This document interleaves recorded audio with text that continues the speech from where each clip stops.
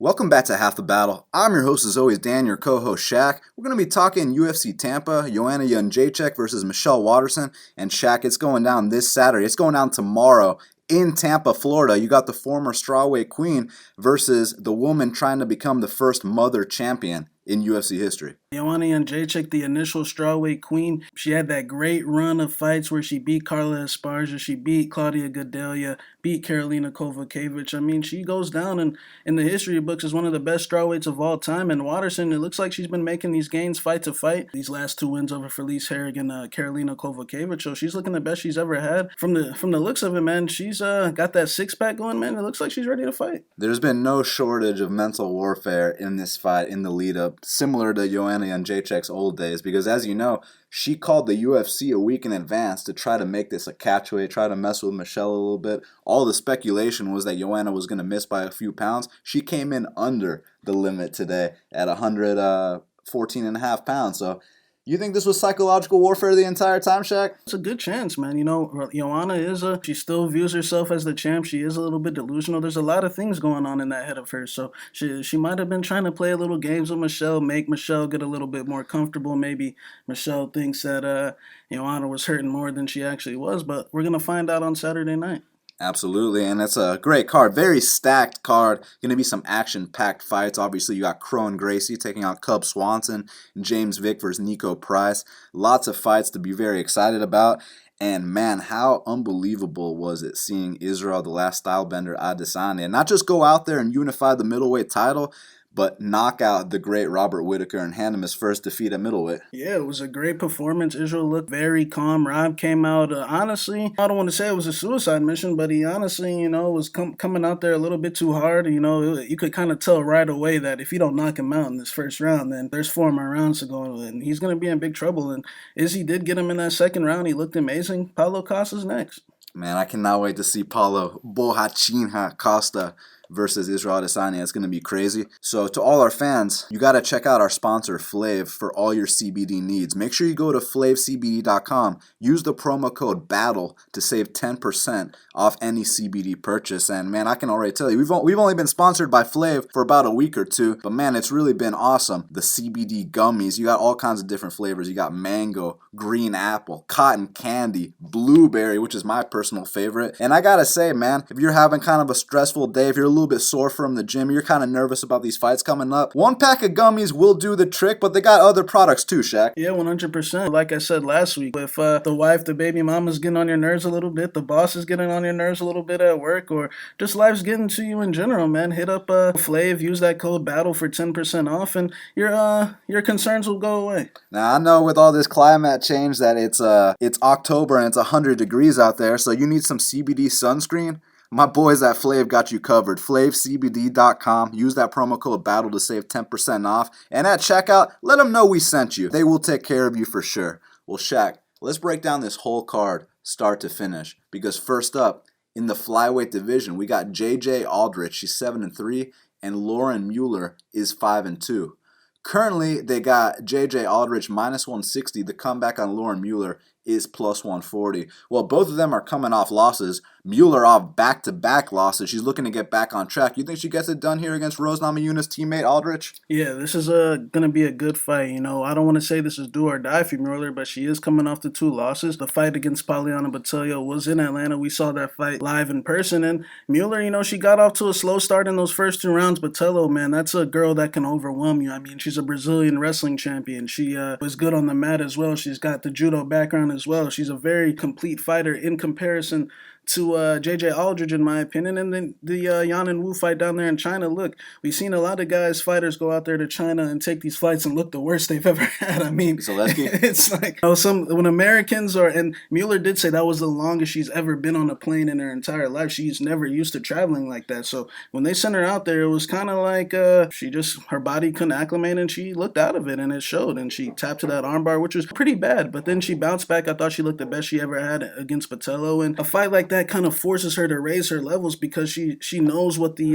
Botelho isn't necessarily top 15 or top 10 or anything. She's a very talented girl, and just her ferocity is a lot more different. Now JJ, she's coming up from 115. She already had 1 fight at 125 against Macy Barber, and I'm not gonna I mean, but you can definitely see the extra weight. Now, JJ said she was having a tough time making the 115 limit, so she's moving up. And we know what JJ brings to the table. If you stand in front of her and try to box, she's got some good ones and twos. She's a quality over quantity striker, as in her ones and twos, she wants them to look really clean to make up for the 2, 3, 4 strikes that her opponent lands. So that's the type of fighter she is. But to maintain that, to have success, she's going to have to keep it together. And now she's fighting a different type of opponents. She's not fighting the Daniel Taylors who's not in the UFC anymore. She's not fighting Fraud Viana, who did not beat up that bum down there in Brazil. You know what I'm saying? In that fight, JJ was a big underdog, and I guess that's how she's got a lot of her. That's how her reputation's built up over the years. But that win over Viana, I mean, Viana keeps her chin straight up in the air. Viana makes bad mistakes. She pulls guard. I think her jiu-jitsu is overrated as well. But JJ is a brown belt, and she took care of business there. She stayed in her guard, avoided the subs, and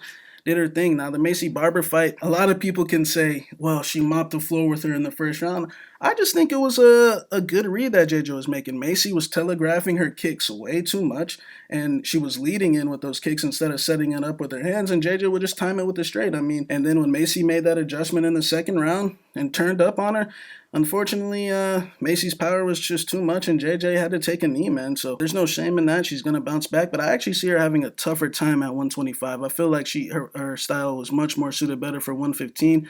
I think Mueller's going to come in a lot better with a lot more, not necessarily pressure on her, but just a sense of urgency. I mean, she's got to win this fight. I'm going to go with Mueller. I think there's a lot of value. I think the fight's going to be up for grabs late, and I feel like it's going to be one of those closely contested battles, but the size of Mueller, the footwork of Mueller, the head movement, I think is going to kind of nullify those straight shots of JJ, and I think that Mueller's just going to outwork her, be a little bigger, be a little bit more meaner, rougher, and that's one thing she's got to work on. So I'll take Mueller in an upset, and I think there's a lot of value on that plus 140.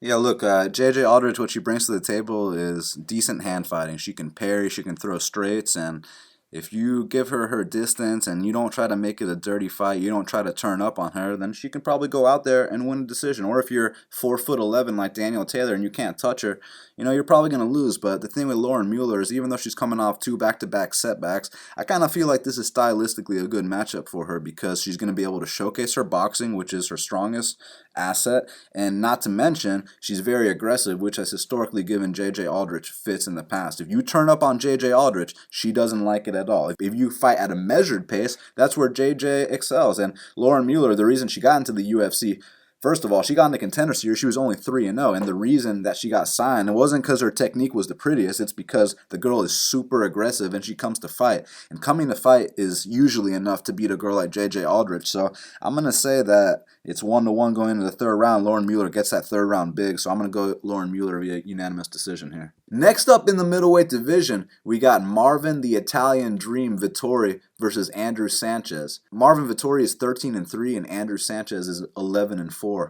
Currently, they got Marvin Vettori minus 335. The comeback on Andrew Sanchez is plus 275. Well, Shaq, these two were scheduled to meet about 2-3 weeks ago. Andrew had to pull out. He was a little bit sick.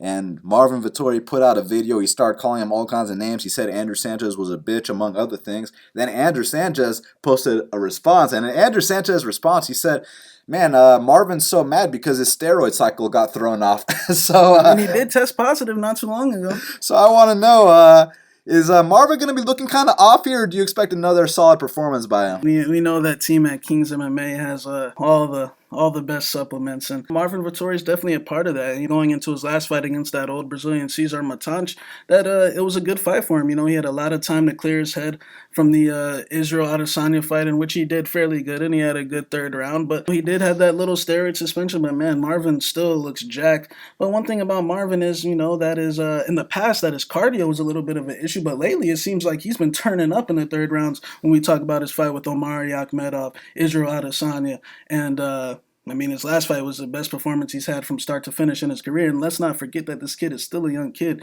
He's 24, 25. He's still got so much more to get better. And Andrew Sanchez, I've always said that, look, this kid is a weird case to me because I feel like the kid's got all the tools. He's got the Taekwondo style kicks, the movement. Then he's got the 2-time NAI wrestling champion. I think he's a jiu-jitsu champion as well.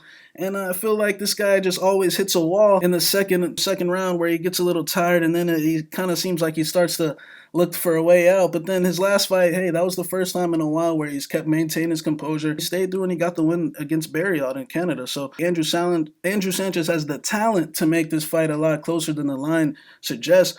But just the trajectory that I see Marvin is, I just see his ceiling being a lot higher than Andrew Sanchez. And I'm going to take him for the win here. I think it might play out a little tougher because Sanchez has that really good wrestling. And if he keeps making these gains at TriStar like he's been making, don't be shocked if he pulls off an upset. But I got to go with Marvin Vettori here for a fairly comfortable decision win. Well, real quick, shout out to anyone that gobbled up that plus 285 on Andrew Sanchez, even a plus 300, because win or lose, I definitely think you guys got some value in this spot for sure. I mean, Andrew Sanchez is no slouch at all. Historically speaking, the guy is winning every single fight he's in. Even the ones he loses, he's winning until he loses. So the guy is very talented, and I think that once he finally figures out the cardio issue, and it's not even a cardio issue because the guy is definitely out here running his miles. It's more so a pacing issue, knowing when to go hard, knowing when to lay back. That's what he's got to figure out, in my opinion. And with Marvin Vettori, I think that he had kind of similar issues, not in terms of the durability, because that's always been Andrew Sanchez's issue, and he is a bit on the chinier side, whereas Marvin Vettori is what we like to refer to as a gassing assassin. He will go super hard, and then he'll be huffing and puffing later on. But man, I feel like that hasn't been the case lately, because you saw him win that third round against Israel Adesanya. You saw him win that third round against Omari. You saw him dominate Cesar Mutanchi in that third round. So it seems like Marvin Vettori has definitely addressed that.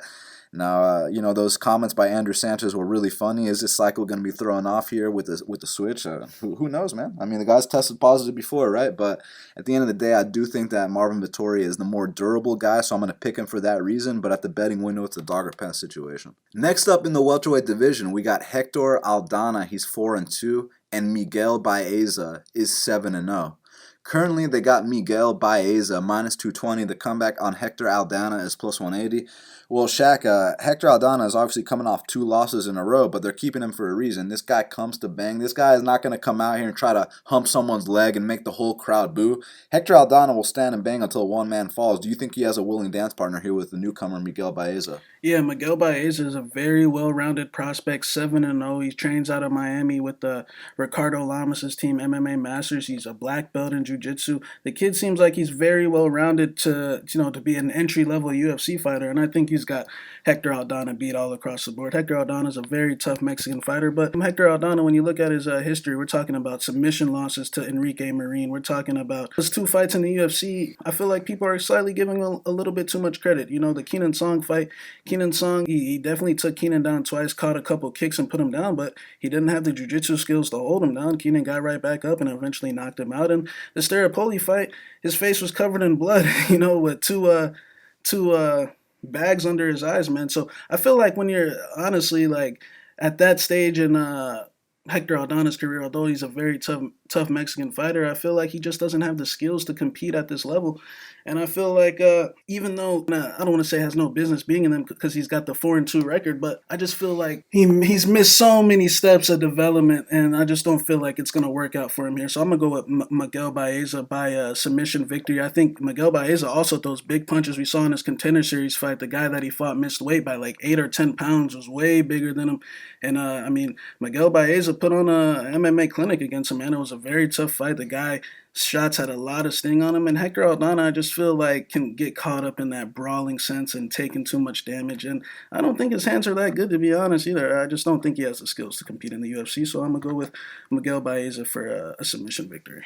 You make some good points about how Hector Aldana has missed some steps in his development, and there's no questions asked because this guy went pro in 2011, and you're telling me he's only had 6 professional fights? So either they're missing some fights on his record, or this guy truly is the undeveloped fighter that we're seeing, and I think that might be the case because you see those 2 UFC fights, and you think a guy that's been fighting pro since 2011 will be able to have a little better account or a little better showing of himself, and just wasn't the case. And with Miguel Baeza, super long for the weight class. He's 6'2", well-rounded guy, young, hungry, comes out there with that fighting spirit. So even though Hector might give him a little bit of a run for his money in the first round and a half, maybe even not, maybe he gets choked out, but I think as the fight goes on down the stretch, Miguel Baeza is going to take over, and he's going to win this fight in his UFC debut. So I got Miguel Baeza as well. Now, next up in the bantamweight division, we got Marlon Chito Vera. He's 16-5, and Andre, Mr. Highlight, Ewell, is 15-5.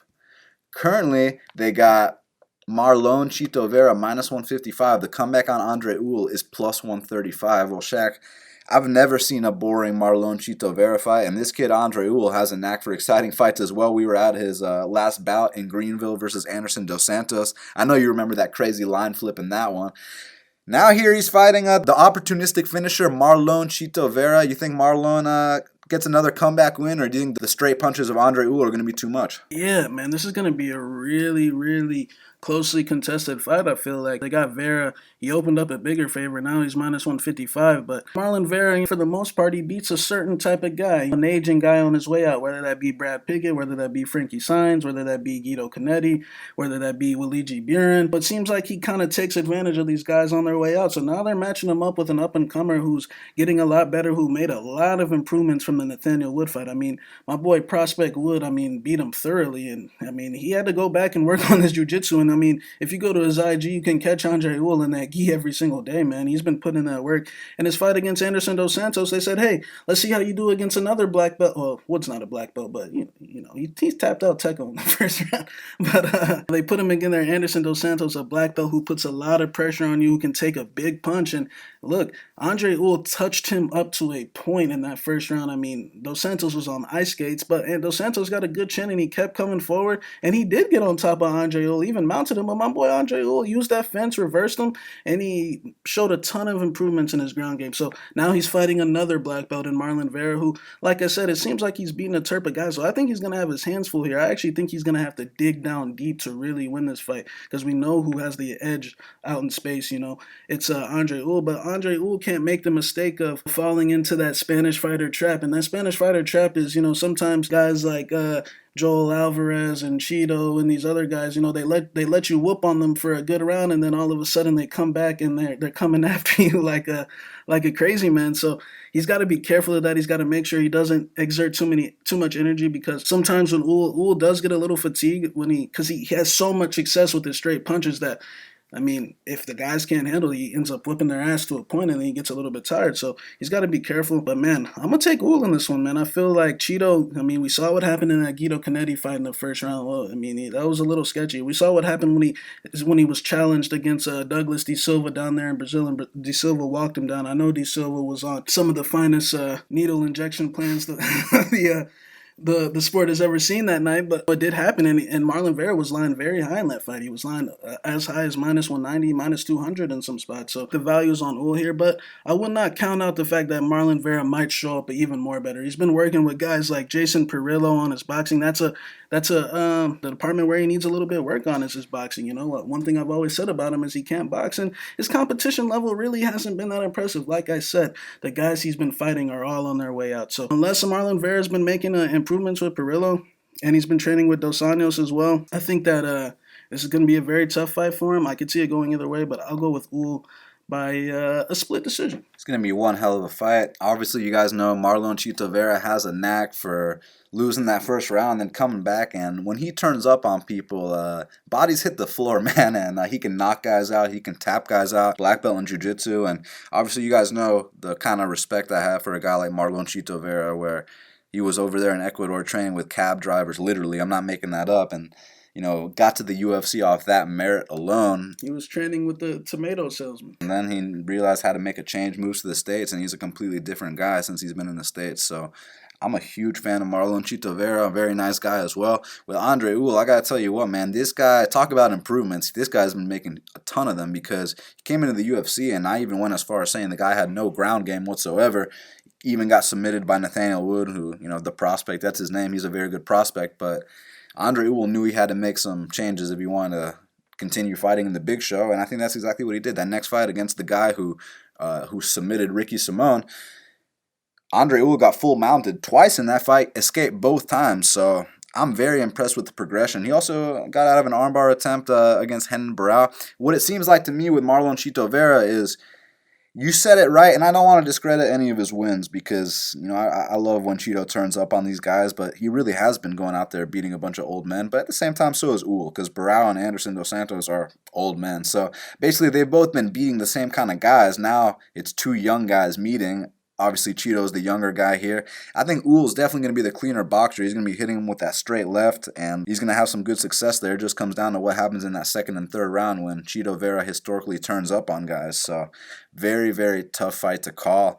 I was actually leaning Ewell in this one, man. I think it's a dog or pass situation, so we'll see what happens. I'm going to lean with Ewell. I think he's got the cleaner boxing, and if he can keep it together on the mat, I think he can go out there and win this fight, but he's got to keep it together on the mat. That's the big caveat here, and if he does that, I think he's clean enough on the feet to win, so I'm going to go with Ewell for the upset. Now, next up in the welterweight division, we got Max Griffin.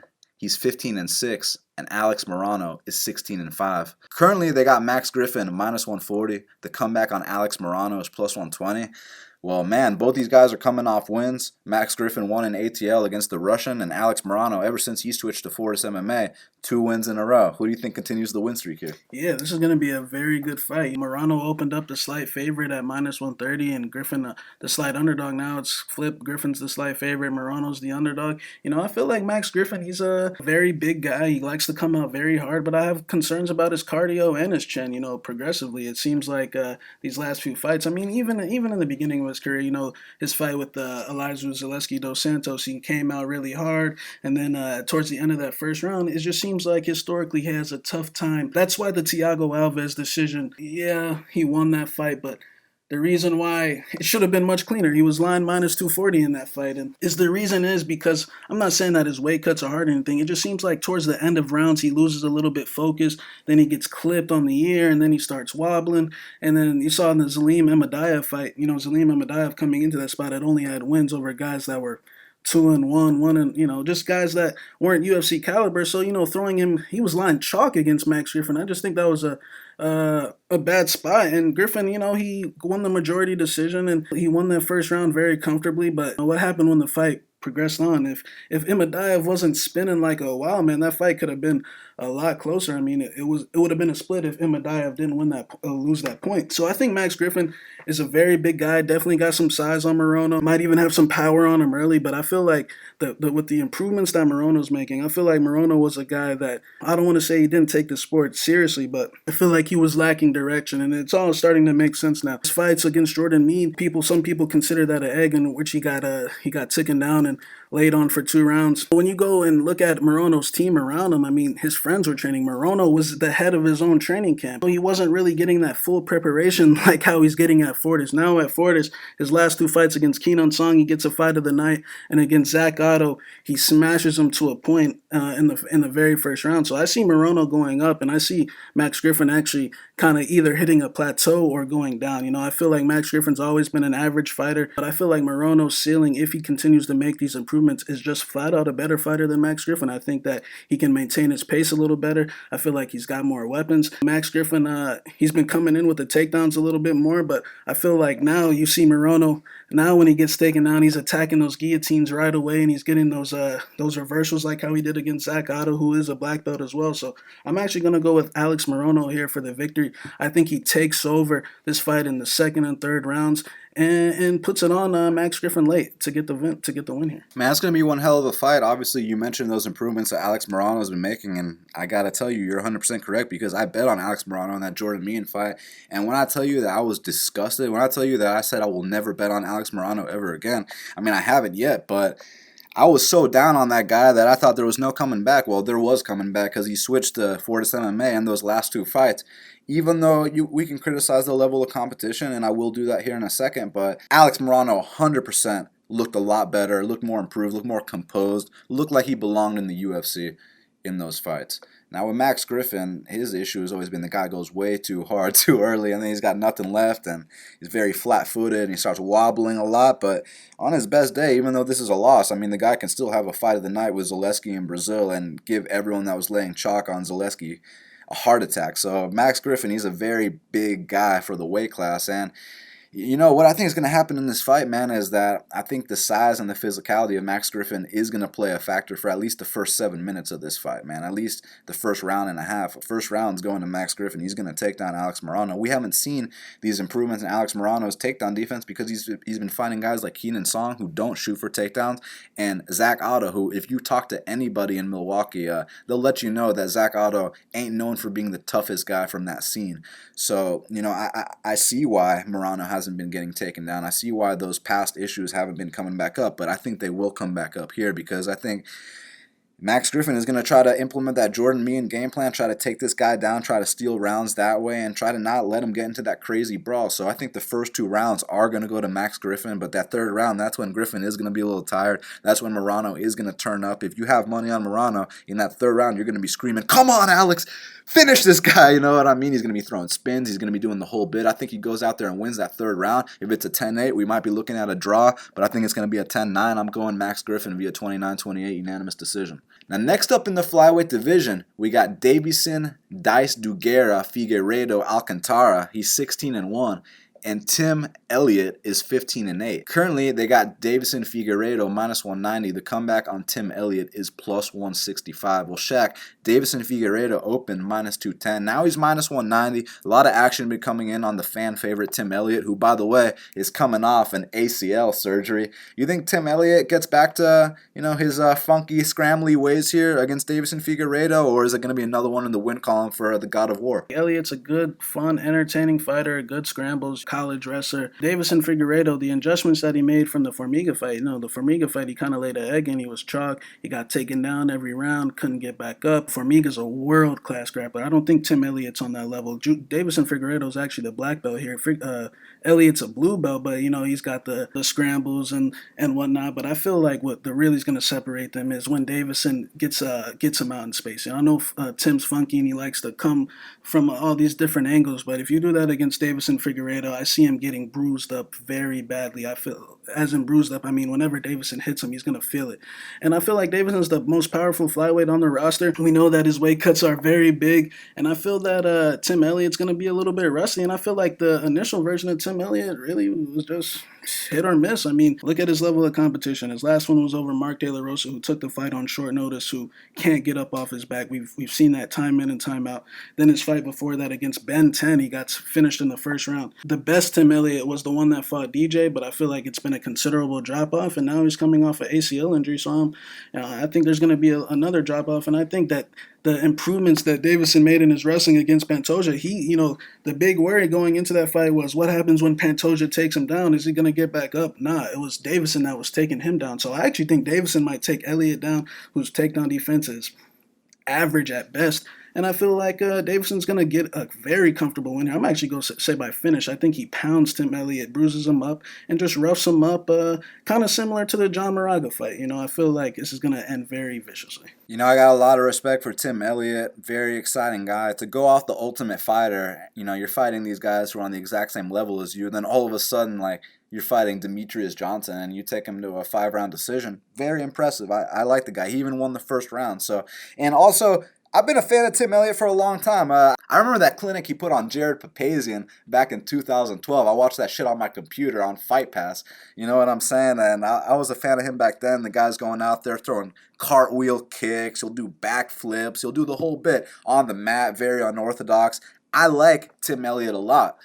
But when you're talking about coming off an ACL surgery, a 2-year layoff, and you don't get to fight Joby Sanchez coming off a 2-year layoff. Now you get to fight Deiveson, Dice Duguera, Figueredo. I just think that's a horrific nightmare welcome back to the flyweight division. You got to cut that weight again, and on top of it, you have to go up against not just the hardest hitter in the division, but the best athlete in the division. I know my boy Henry Cejudo might have an issue with that, and I might have to take those words back. But let's say top 3 best athletes in the division, because Deiveson Figueredo definitely is that guy. Hits like an absolute truck. If his weight cut is in order, I think there's going to be smooth sailing here. And even though he does have some issues on the mat, we have seen him get taken down a bunch by not just Formiga, but by Jared Brooks as well. I think he's addressing that part of his game. I think his get-ups are seriously on point, as you saw in the Pantoja fight. And I think when he hits Tim Elliott clean on the chin, if he doesn't knock him out, I think he's going to take a lot of fight out of him. Not because Tim Elliott isn't tough. Tim Elliott's as tough as they come, but because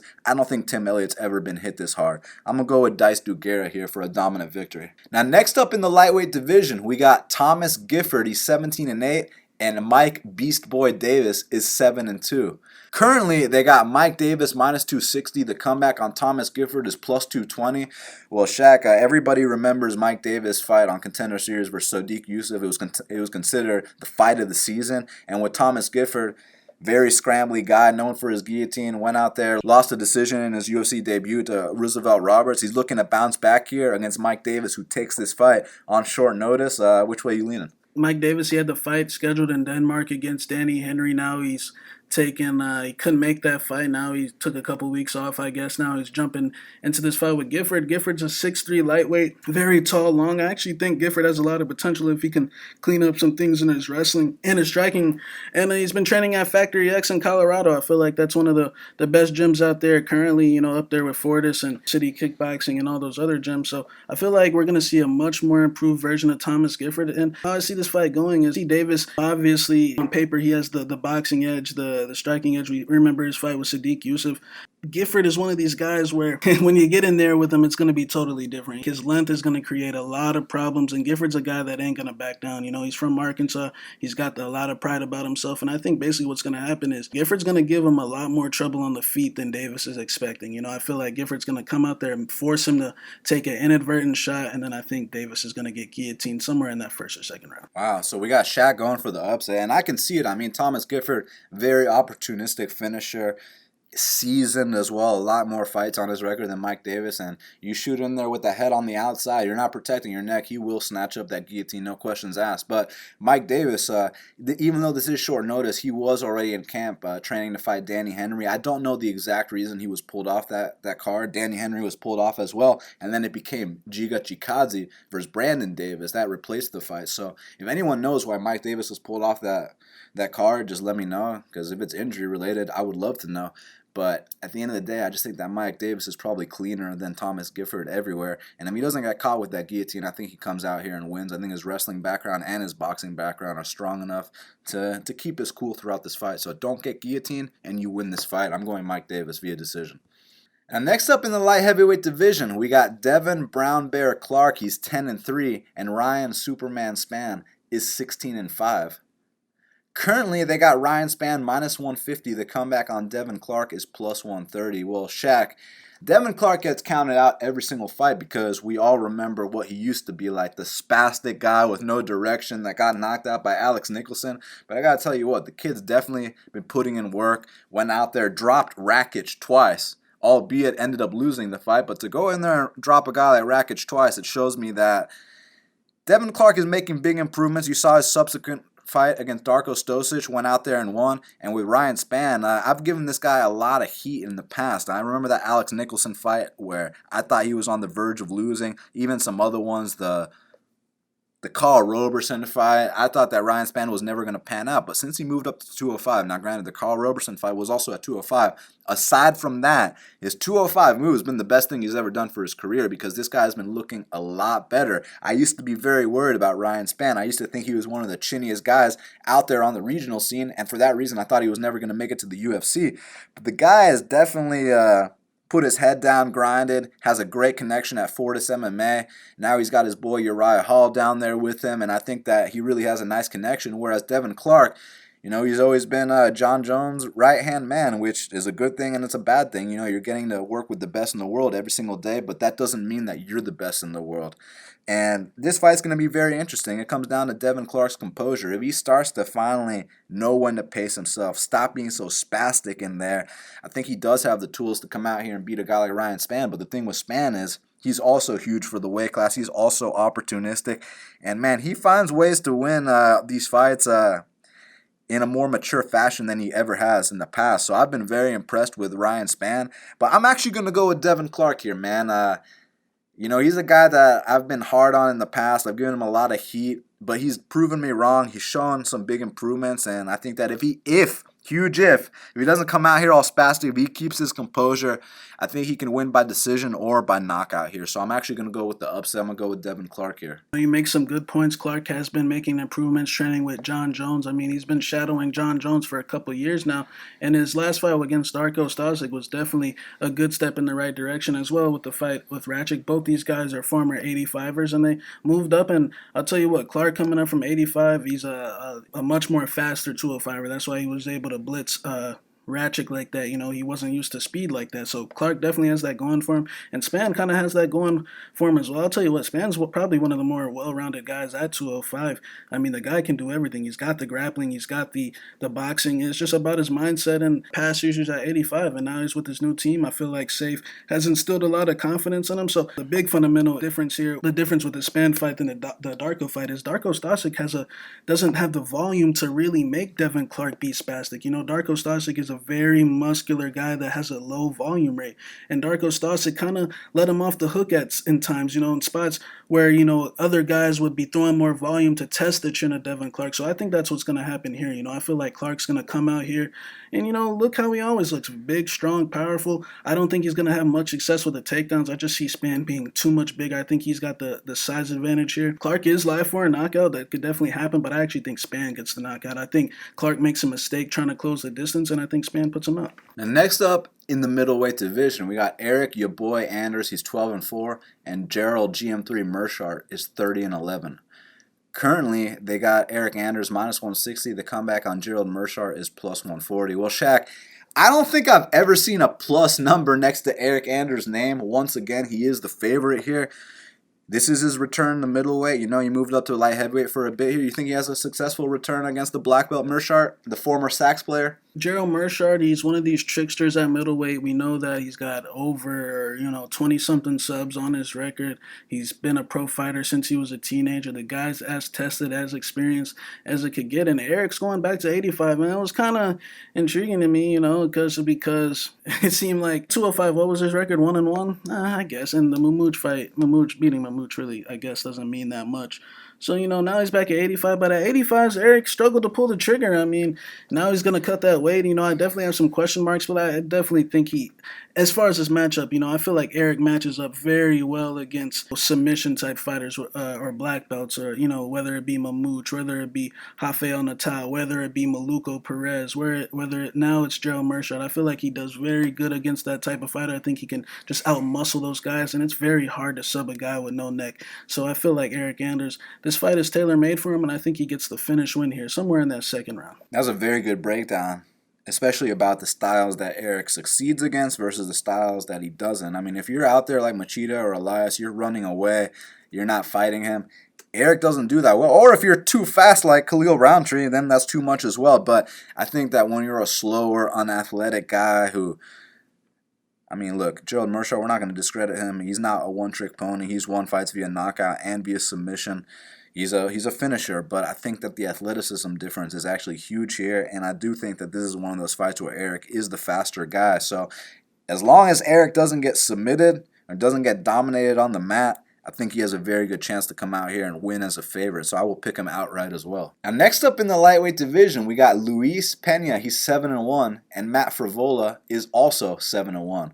Currently, they got Luis Violent Bob Ross Pena minus 160. The comeback on Matt Steamroller Frevola is plus 140. Man, this is a hell of a fight, and I'm very excited about it. We were actually in attendance for both of their last fights, Luis Pena versus Matt Wyman and Matt Frevola versus Jalen Turner in Greenville and Atlanta, respectively. And I got to say, both these guys have been making huge improvements. The biggest one I've been seeing is how comfortable these guys are starting to feel inside that octagon, starting to really treat it like their home, because I remember Luis Pena's debut against the leg lock guy, and, he got taken down a couple times. We were like, Luis, and then Matt Frevola, he fought Lando Venata and Polo Reyes in his first two fights and couldn't beat either of them, so we didn't think his ceiling was that high. And then against Jalen Turner, was getting tagged up repeatedly on the feet, but found ways to get this to the mat and neutralize him. So definitely got to give Frevola a lot of credit. Very tough guy, and there's been questions about his chin. I actually think those questions are kind of, exaggerated a bit, because the proof I need to see that this kid has a good chin is, how about you land a clean high kick to his face and see if he gets back up? And that's exactly what he did against Lando Venata. So I know Matt Frevola can take a clean shot. And with Pena, the thing that's given him issues is, even though he's actually a wrestler back in Arkansas, he's so long for the weight class that he does give up takedowns easily, and that's the spot that Frevola is going to look to capitalize. Now, the thing here is, unlike Jalen Turner will just lay on his back, and I've said many times, Jalen Turner is not a UFC caliber fighter. Luis Pena is. Luis Pena won't just give up, a top position to lay on his back. He's going to start looking for scrambles. He's going to start using that 6'3" frame and those long limbs, and get into awkward positions from it, man. He really uses his size to his advantage, and I really think that Frevola has only one way to win. I know people are saying his boxing is getting better, and I agree, and maybe he could capitalize on the tall man's defense, but I don't see that happening. I think if he tries to throw big bombs, I think he's going to get caught trying to close the distance with something up the middle, maybe an uppercut, a knee, the straight. But I do think that there's going to be an incredible scramble fest, and I just see when Frevola takes down Violent Bob Ross, I see Pena trying to hit that switch. I see him going for sweeps. I see him reversing that position, getting on top, and maybe even Darce choking a guy like Frevola. So I'm going to go with Luis Pena inside the distance here, Shaq. Yeah, Luis Pena, he's got 6'3", very good boxing, good kicks. I mean, it looks like he's been making improvements since that Trezano fight. And that Trezano fight was a good showing, a very close fight. Could have won either way, split decision type of fight. And Frevola, I feel like this guy is very wiry. He's game. He ain't scared of nothing, man. Frevola is fearless. And, he actually does have a very good shot as he's backing up. But at the same time, if you want to back up against a 6'3" guy, it's not the best recipe for success because, those guys are going to beat him to the punch. And Frevola's chin is a little bit of a liability to me. I feel like, yeah, he got back up from the Lando Venata fight, but, what happens when he fights a not aging, what happens when he doesn't fight a weathered old man? Lando Venata's completely done, and he's been done for a long time. So Luis Pena is going to come out here, and the whole takedown thing, yeah, Frevola's got the takedowns, and, we know that Pena uses submissions to kind of defend the takedowns, and he's very scrambly. But one thing I noticed is if you attack Frevola while you're on his back, I mean, he will stand back up. So I feel like Pena, he can definitely get back up if Matt Frevola takes him down. And where I see them separated is off the breaks. When they stand up, if they do get stood back up, or if Pena gets back up to the feet, Pena doesn't take any rest. Pena likes to attack with the straight punches the second they get off the break, and Frevola likes to take a little bit of rest. He uses a lot more power in his style, as where Pena is very loose and just measured and just keeps things very simple. So I'm gonna take Luis Pena as well. And next up in the strawweight division, we got Mackenzie Dern. She's 7-0, and Amanda Ribas is 7-1. Currently, they got Mackenzie Dern minus 145. The comeback on Amanda Ribas is plus 125. Well, Shaq, it opened minus 245. Now it's minus 145, so a full dollar drop in the price here on Mackenzie Dern. Tons of action on Amanda Ribas, and people are trying to play up this whole pregnancy angle as if they're doctors that know the effects women go through after pregnancy. If you guys know, just let me know. But what I think, even though I've never been pregnant before, is I kind of compare this to a situation similar to a USADA violation. And let me explain to you what I mean by that. There's two different kinds of USADA violations. There's the Vitor Belfort, where, he was TRT Vitor, then he comes back off the sauce and he's got sagging tits and, you don't recognize the guy. And then you got the Brian Ortega kind where, he's 23 years old, pops for something and comes back, goes on a win streak, gets a title shot. So there's two different kinds of USADA violations. And guess what? There's two different kinds of pregnancies too. You got the 38-year-old Alexis Davis, you know what I'm saying, coming back with love handles. But now you got a younger lady in Mackenzie Dern who was allegedly back in the gym 4 weeks after her pregnancy. That to me tells me there were zero complications. That to me tells me everything was smooth sailing. Not to mention her weight came down. She made weight perfectly. I think this is a good fight for Mackenzie Dern because, look, Amanda Ribas, she's a black belt as well, but not the same kind of caliber black belt here. Mackenzie Dern's on a completely different level. I mean, she's the daughter of Megaton Diaz, or as we like to say, my boy Megatron, you know what I'm saying? So I think she's going to come out here with something funky and submit this girl Ribas. And look, I know ATT is super high on Ribas. I know she might be the more well-rounded fighter in the spot, but I think she's simply too small. And not to mention, Mackenzie Dern, that girl hits like a truck. I mean, well, we know her jiu-jitsu is unbelievable, but what about her power standing? For that weight class, you don't often see girls at 115 dropping other women, and that's exactly what Mackenzie Dern does. So I think she comes out here, drops Amanda Ribas, snatches the neck, first round sub. Amanda Ribas, the version that we saw against Polyana Viana a couple years ago when she got knocked out compared to the version we saw against Whitmire were two totally different people. So I'm very interested to see how she does in this spot and moving forward. She was born in the gym, man. Her dad wouldn't sleep on her black belt as well, man. She's very, very legit in my opinion. And Mackenzie Dern's legit as well. Her fight against Yoder was kind of, I don't want to say close, but the first 2 rounds she didn't get any takedowns. Yoder actually stuffed all her takedowns, and it was a fairly competitive fight for 2 rounds. And then eventually in that 3rd round, she was able to get on top of her towards the end of the fight and take her back. Mackenzie, she likes to use that forward aggression, likes to duck her head down and swing those big bombs and that stuff. Amanda Cooper, let's be honest here, guys, she was broken going into that fight. I mean, I think this is the best girl that Mackenzie Dern has also fought. This is both the best girls that they fought in their careers. So I feel like this is going to be, a closely contested fight. I feel like Mackenzie still got a lot to work on, as well as Ribas. So if someone took the shot on Ribas, man, I don't blame you, man. I like what I see from her. I like what I saw in that debut. I mean, the way she made Whitmire get out of there was very impressive. So her training at ATT, I mean, she's been putting in work with Joanna Jedrzejczyk as well. She's been putting in work with Jillian a lot too. So I would not be shocked if Ribas' skill level was even much more better to give Dern a much more competitive fight. So, although I'll take Mackenzie for the win, I feel like it can play out a lot much closer. And although, it's a whole dollar line change right there, a shot on Ribas, I don't think it's a bad thing. So we'll see what happens. Now, next up in the welterweight division, we got Nico the Hybrid Price. He's 13-3, and James the Texecutioner Vick is 13-4. Currently, they got Nico the Hybrid Price minus 145. The comeback on James Vick is plus 125. Well, Shaq, I mean, we've been asking Vick to move up to 170 since 2016. It's finally going down 3 years later in 2019. Do you think he has a successful welterweight debut here versus the opportunistic finisher, Nico the Hybrid Price? Yeah, this is going to be a very good fight. Both guys are never in a boring fight. Both guys bring it every time. Nico Price, this guy is super underrated. Just when you think that you got him dead to rights, boom, he puts you out unconscious. And Vick, we know the troubles that he's had, these last 3 fights. He doesn't really blame the weight cut on it. He blames the technical issues, and that's a good thing to say. It is the technical issues. It is him leaving his chin up. And he says he's been working, religiously to try to fix those things, man. So in terms of just the I'm seeing a lot of thoughts. James Vick, he reached the top 10 in the UFC's lightweight, the deepest division in the UFC, which means that he's a better fighter than Nico Price, and that one can make a good case of that. I mean, he is the faster puncher. Probably, I don't want to say even on the mat. Vick's got more subs, but Nico Price, I mean, hashtag hammer fist from bottom. You know what I'm saying?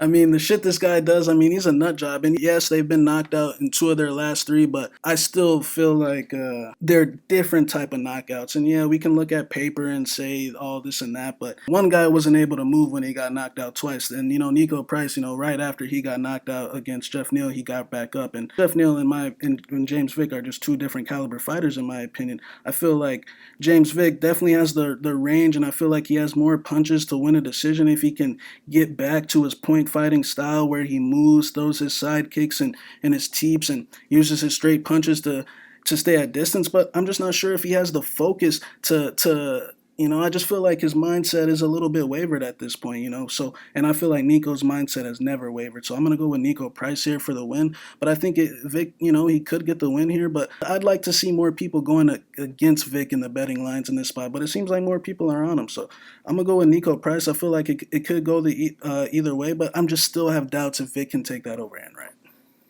I mean, there are rightful concerns, no doubt about it. And when you talk about tall man's defense, James Vick got away with it for a very long time, but when you hit the top 10 of the deepest weight class in the entire sport, guys like Dan Hooker and Justin Gaethje are not going to let you get away with that kind of stuff.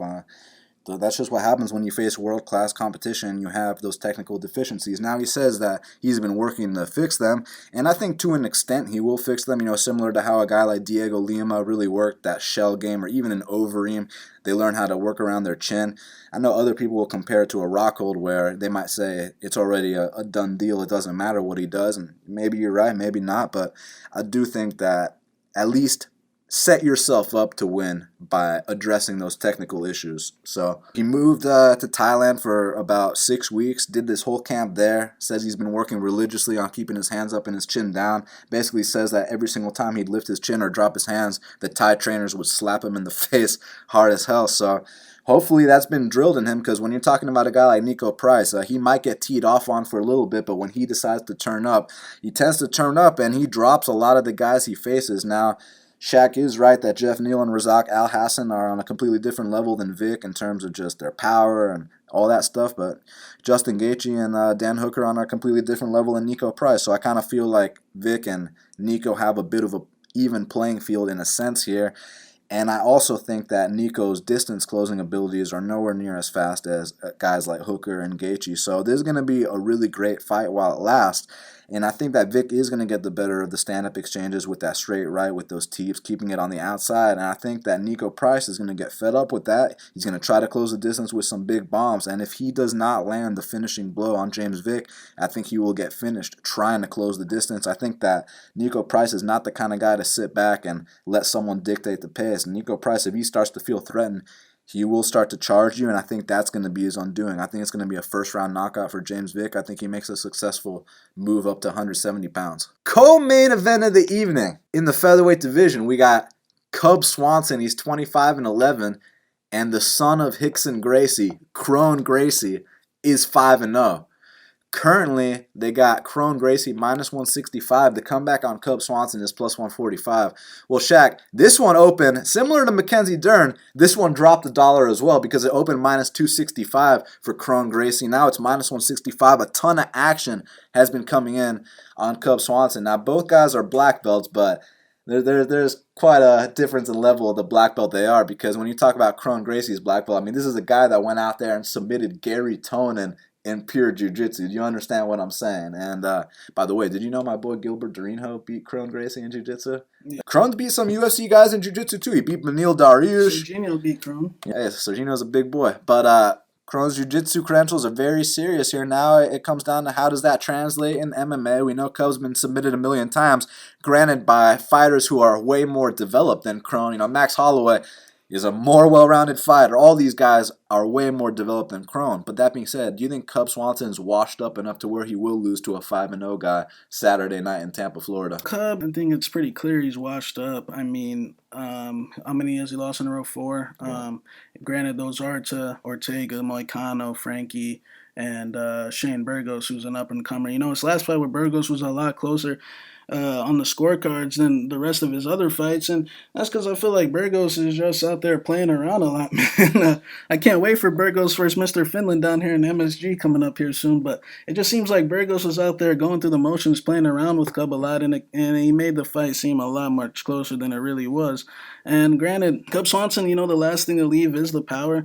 You know, the thing with Kron is a couple fights ago against Kawajiri, who also fought Cub Swanson, you know, I wasn't impressed. I mean, just his attempts to close the distance just looked just, you know, I don't want to say it was a freak show fight, but it was just more of I felt like he had a lot of work to do before we can start throwing him in there against, you know, top 20, 25 guys. Now, granted, he came in there against Caceres, looked way better than he did in the Kawajiri fight. I mean, he actually countered back with a nice straight left hand on Caceres before he tapped him out. So, you know, it seems like Kron Gracie's been making improvements. Obviously, he's only got, you know, 6 or 7 fights. And now this fight with Cub Swanson, Cub's been submitted by Jens Pover, Moicano, Lamas, who else he been subbed by? A bunch of Max Holloway. It's been Frankie, you know, he's been subbed a bunch of times, and it just comes down to, yes, the price has dropped $1, but Kron Gracie, I don't want to say he's a mystery, but I think we're all just, if you're betting on Kron, you're envisioning the fight going one particular way, you know, one takedown, let's take his back and let's finish him. Now, granted, does he have the stand-up to even compete with Cub, you know? Cub is a little old. He is chinny a little bit. It's just, I don't know. I just don't know. So if one took that shot on Cub at plus, you know, on the opening line, you know, I think he got a little bit of value there. He might ease live for a knockout here. We don't know how Kron takes a punch. We just don't know these things. We're just hoping he can come in and get the single leg. And I'm just not sure you should be paying minus 170, 65 for those type of things. But I feel like the better way to approach it in the betting thing is to maybe take maybe take an over or under, or maybe take the Kron by submission prop, which is dog money. So, you know, I feel like that would be a better way to approach it. Cub Swanson, I think that he's still a crafty guy. It's just like, he's done, man, you know? And I think that if Kron gets him to the mat one time, it would probably be over. I'm just a little sketched out about his attempts to close that distance. You know, Alex Caceres, although he finished, and let's not forget Martin Bravo took him down, and let's not forget Ocho Peterson took him down as well very easily. So taking down Alex Caceres isn't the toughest thing in the world to do, But I will go with Kron. I don't want to say there's value. I think, the value was on the opening line for Swanson. I'm having trouble to say there's value on the minus 165, but I will pick Kron for the win. I mean, I understand your hesitation. Kron Gracie, in terms of the overall MMA game, hasn't looked the best, but the jiu-jitsu is so on point, and he's only going to need one back take here to finish this fight. It's just that, what if he doesn't get that back take, right? But the thing with Cub Swanson is, I mean, when's the last time he's knocked anyone out? But then again, he's been fighting way higher level competition. But still, he ain't out here finishing guys. It's been a long-ass time since that's happened. And also, I saw my boy Artem Lobov go out there and take down Cub Swanson in the first minute of their fight, so in the first round. So, I'm not trying to be like, well, if Artem took him down, therefore Kron will take him down. And I do think Kron will get pieced up a little bit on the feet here, but as soon as he gets those double underhooks, get that body lock, take his back, I think it will be over shortly after. So if Cub can come out here and survive, keep it standing long enough, pepper this guy, and disengage. He didn't give up any takedowns against Frankie Edgar the second time, so that was kind of an improvement.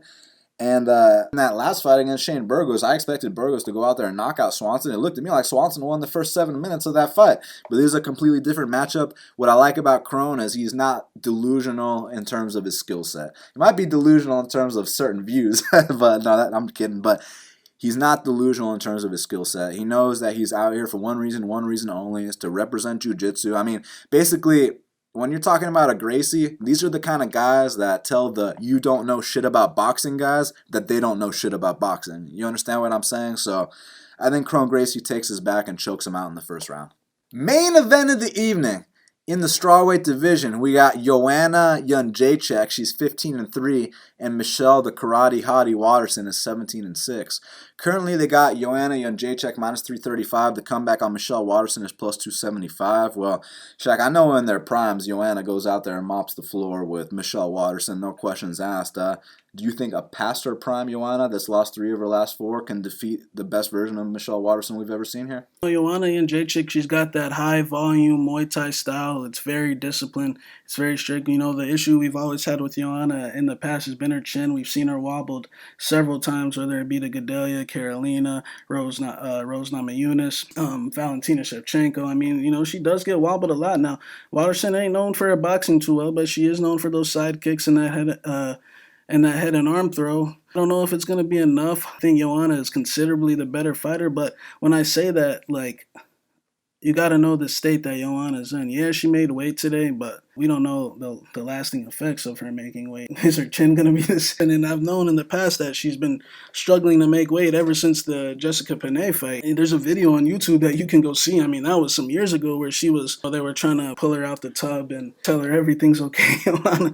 But I think that Joanna's definitely the better fighter, but there's a very good chance that she's not going to perform like the fighter that she is. I mean, look, people going into the Valentina fight thought it was going to be competitive, and it was a molly. It was the opposite of competitive. It was a molly whopping. And then we bet on Rose Namajunas in the rematch. I mean, man, I thought Joanna was done where I'm betting on quitters. You know what I'm saying? So, and they still won, and they still quit and won. You know what I'm saying? So I think Joanna's definitely a diminished version of herself. I definitely think that there's a good chance where, if you're expecting the 50-45 landslide, and that might happen, but don't be shocked if this quickly turns into a 48-47 type of situation, and and Joanna's occasionally wobbling, and you're like, Joanna, what the fuck? Why do you look so slow today? And I would not be shocked if that happened. That's how sometimes these things tend to work. Look, Karate Hottie, although I'm not going to put too much stock into beating Karolina Kowalkiewicz because Karolina's completely washed up. But, at the same time, she was the underdog in that fight. And both of those fights, she was the underdog. We didn't think she was going to win those fights. So I think Karate Hottie's making games. Logically, sometimes these are how the things work. But I'll go with Joanna just to be on the safe side. I think that, she throws more volume. I think that she'll just not rough her up, but just be cleaner. Karate Hottie in the past, as her cardio with all that movement and bouncing around with those side kicks has gotten her into trouble. But I like what I'm seeing. But beating Karolina Kowalkiewicz in 2019, or it doesn't really mean anything. We saw that, for example, with Grasso against Esparza. She was coming off that highlight performance of Karolina Kowalkiewicz, and then they put her in there with the quote unquote washed up journeywoman, and she lost. So don't be shocked. But I'll go with Joanna here. Yeah. Like I said at the beginning of this breakdown, historically speaking, Joanna Jedrzejczyk mops the floor with Michelle Waterson. 9 times out of 10, this is a horrific matchup for Michelle. The thing is, she's catching Joanna at the perfect time. So if there was ever going to be a time for Michelle to get this win over Joanna, it would be tomorrow in Tampa. It's just that I still think the skill difference is huge here, man. And not only in terms of the output, because, Joanna almost doubles the output of Karate Hottie, but she also absorbs less strikes. Her defense is better. Even in the grappling department, the takedown defense is better. Interesting enough, she's even more accurate with her takedowns. Who would have thought? But what you got to look out for with Michelle Waterson is the same stuff you've always had to look out for. The side kick, the head and arm throw, all that kind of stuff. And I think that if Joanna comes out here and she's got her head on straight, even if she doesn't have her head on straight, if she fights a smart fight, she's going to win this one. Don't let this chick get any kind of momentum on you. Don't let her wobble your glass chin. Don't let her really test your durability. And I think she goes out there and wins. So I do agree with Joanna being a big favorite here. And, I also understand taking the shot on Michelle in the sense that, oh, look who just walked in. We got Jared Nitrain Gooden coming off the win. What's up, Nitrain? What's up, baby? Asleep, huh? Come on now. Y'all know how we do it. Y'all What's know how up? we do it. Congrats, bro. Oh, thank you, bro. Thank you. I'm trying to cut this music off. Oh, you're good. Hey, real quick, you want to tell the fans half the battle who you got between Joanna Jedrzejczyk and Michelle the Karate Hottie Waterson? Ooh, that's a tough one. I'd have to go with Joanna Jedrzejczyk. Man, she's world champ. She's world class. I think she's coming off a couple losses, right? Yeah. So I believe she's gonna come back like she's world class. Michelle Waterson's good, but I don't think she has the mentality as Joanna does. So I got Joanna Jedrzejczyk. Got my boy Nitrain with the official pick coming off the second round finish on UFC Fight Pass against the Alabama linebacker. You know what I'm saying, dude? Hell yeah. Good shit. Thank you, So I'm also going with Joanna Jedrzejczyk. I just think that at this point in time, even though we're seeing the best version of Michelle Waterson and a diminished Joanna, the skill difference is still too big for Michelle to overcome. So for that reason, I'm going to take Joanna, but we'll see what happens. Make sure you check out our sponsor, Flav CBD. Use the promo code BATTLE to save 10% off any purchase at flavcbd.com. I want to thank you guys so much for your support. And now we got to hit up Kyle Marley for the Big Marley Minute. And joining us now on the Big Marley Minute is Big Marley himself. Kyle, it's going down this Saturday. Joanna Jedrzejczyk versus Michelle Waterson. How's it going? Not too bad, man. A lot of stretches of fights here. Haven't won big yet, so I'm due, I feel like. Hopefully this is it. Well, man, this is a stacked card, and obviously in the main event, you got Joanna Jedrzejczyk taking on the Karate Hottie. Jedrzejczyk is known for those punches and bunches. She puts up a lot of volume. You think she's capable of putting up 100-plus points here in 5 rounds? Yeah, I think she's almost a lock for like 10x her salary and a win, just with the volume that she puts up. I don't think Waterson's going to want to, throw volume back, so maybe she'll be dancing around the cage, which could take away from JJ. But I'm nervous about the whole weight cut also. I think this could be closer than I was planning on earlier in the week, so I changed my stance a little bit and lowered my expected JJ ownership. I haven't made too many lineups yet, but I was planning on going pretty heavy on her. Now I'm thinking maybe if I do 10 lineups, it's something like she'll be in half of them and maybe Waterson in 3, something like that. And I also threw half a unit on Waterson wins by split decision at like plus 1625 last night. So that's what I'm hoping for at this point.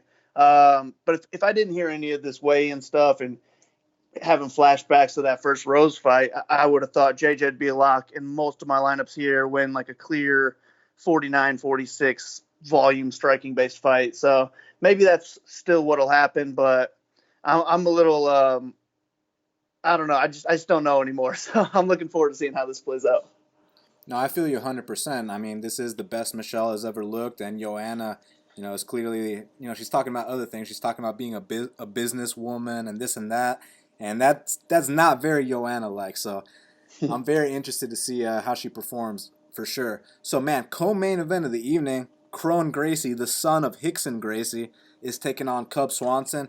Obviously, we know Cub Swanson, when he loses fights, he tends to get tapped out, but this is a huge step up in competition for Kron Gracie. Do you think he's up for the challenge? It's gonna be a tough one, but yeah, I think really all he has to do is get a hold of Cub. If he gets a takedown, then it's probably a wrap. But that's the question: can he get the takedown or not? Cub's going to be looking to stay away from him and pick his shots. If Kron can't get the takedowns, he's going to get pieced up and lose, maybe even knocked out. So I like both sides of this, but my preferred play is Kron here. I just think it only takes one time grabbing a hold of him, and it's probably over. So if that comes in the first round, it's going to be a lot of points, 95 plus. So I like Kron here a decent amount, but I don't know, man. I'm a little nervous if he can get that takedown or not, because it's going to be ugly if he can't. So in the welterweight division, you got Nico Price taking on James Vick, and I have a feeling, Kyle, that this is going to be that fight on the card where these two stand and bang until one man falls. The question is, which man's going to fall? Yeah, this is definitely one of the better fights on the card to target. We have a minus 350 fight doesn't go to a decision line. So those are always great for GPPs. You want that boom or bust type of fight where somebody could get 100-plus points.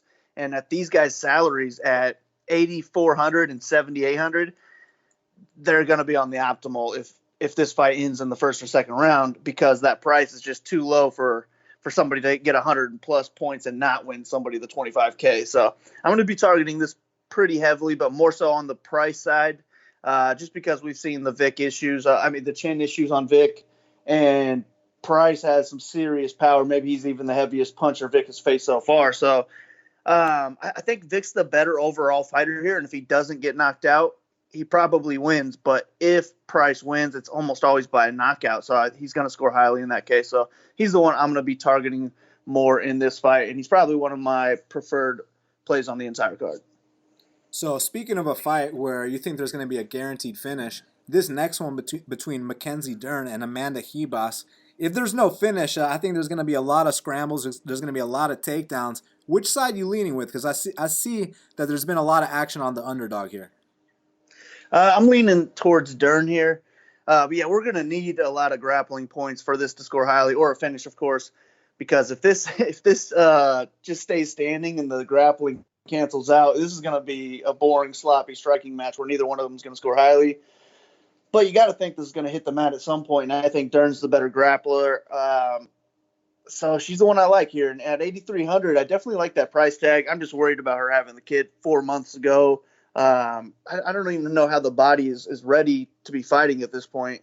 So I'm a little bit scared away from her. If she didn't have a kid 4 months ago and she looked as good a shape as she is now, I'd be pretty heavy on her at 40 or at 8,300. But with the news, I can't go too heavy, maybe like a 40% play kind of thing. And I'm not too interested in Ribas. I just don't see her submitting Dern here or landing many takedowns. So it's Dern or pass for me. So Luis Pena is taking on Matt Frevola. Both guys coming off dominant wins. Who do you think takes the next step up the lightweight ladder? Man, so I think Pena is the better overall fighter, probably gets the win here.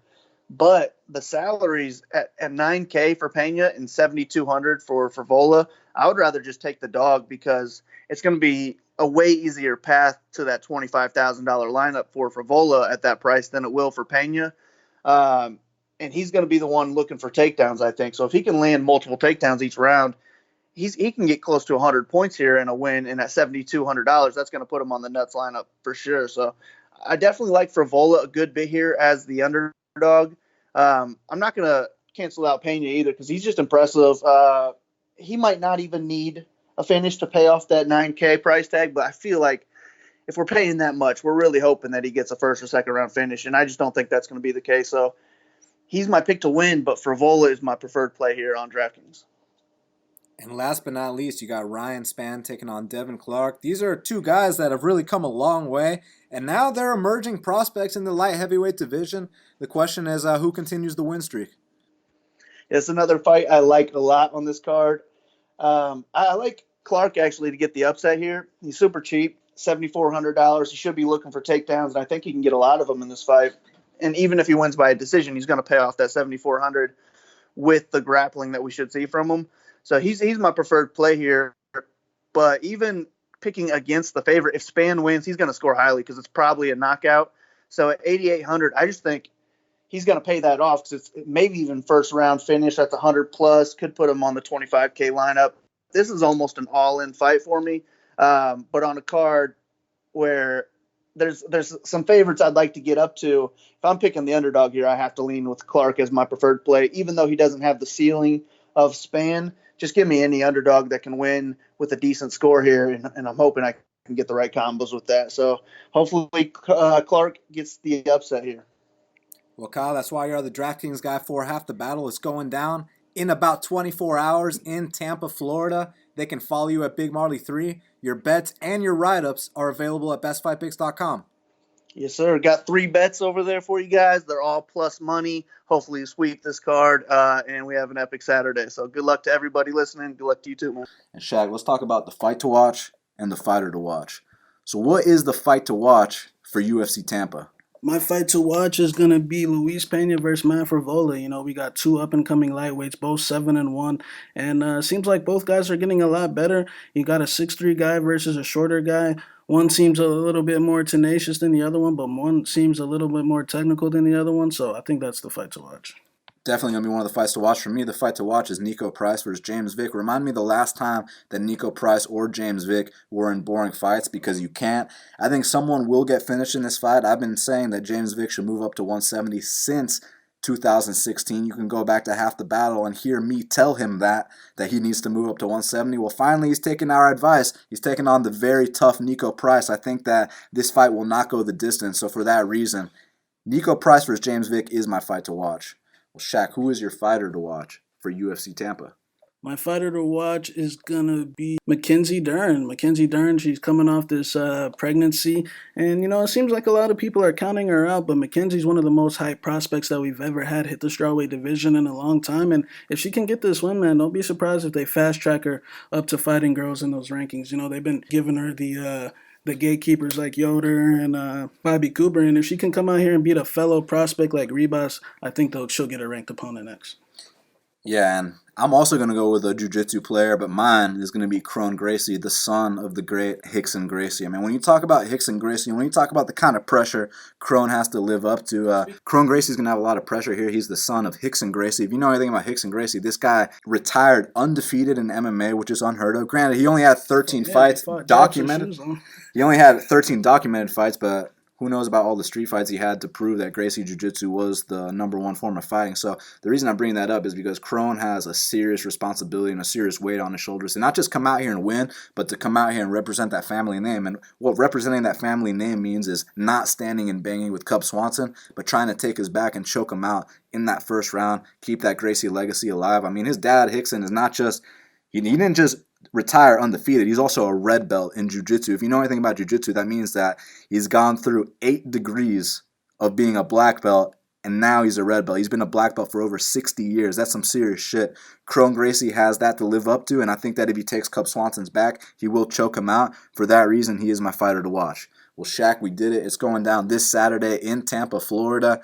Joanna Jedrzejczyk versus Michelle Waterson. They can follow you at MMA Genius 05. They can follow me at Best Fight Picks. They can follow Half the Battle on Twitter at Half the Battle HQ. Our Instagram, Best Fight Picks Official. Make sure you subscribe to Half the Battle on iTunes, SoundCloud, YouTube, Stitcher, Spotify, iHeartRadio, and all the spots that we are available. We want to thank you guys so much. Check out our sponsor, Flav CBD. Go to flavcbd.com. Use that promo code BATTLE to save 10% off any purchase. Also, if you want our bets, go to bestfightpicks.com, use the promo code Matador to save 15% off any package. We want to thank you guys so much for your support, and until the next time, let's cash these bets.